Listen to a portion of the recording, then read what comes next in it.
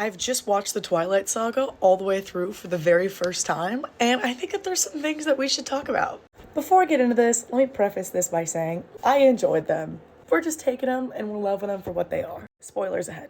Number one, are we just glazing over the fact that he's like 107 years old falling in love with a 17-year-old? And look, I get it. He has to go through high school multiple times, proximity effect. That just doesn't seem right to me. It still doesn't. Number two, the way that Edward and Jacob just kind of like made it work.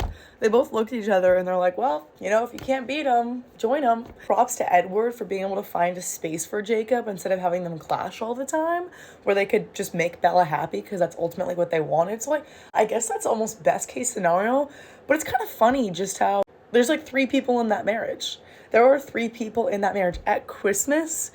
Both of them are opening presents with the daughter. That's kind of wild, but okay. Also with that, so he imprints on her. I thought it was more in like a fatherly way, but they end up together. Was that like the vision he was seeing when she was first born?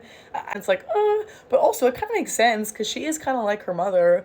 If you take a step back, it's just kind of nice. It is a happy ending, but also, I don't know, sounds like rooming to me. A few other things. How are the Collins, how do they have so much money?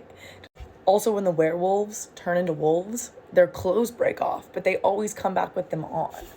Like, was that in the book or is that just a movie thing? A little unclear how fragile vampires are. Like, they seem super strong and they can just go rah-rah, fight at it, but then sometimes they fight and then someone's head breaks off.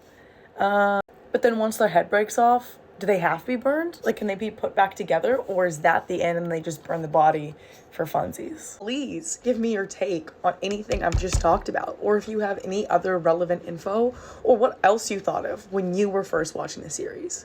Or reading the books. Props to you. Let us know. Final thought. Team Jacob, Team Edward. No, Team Carlisle.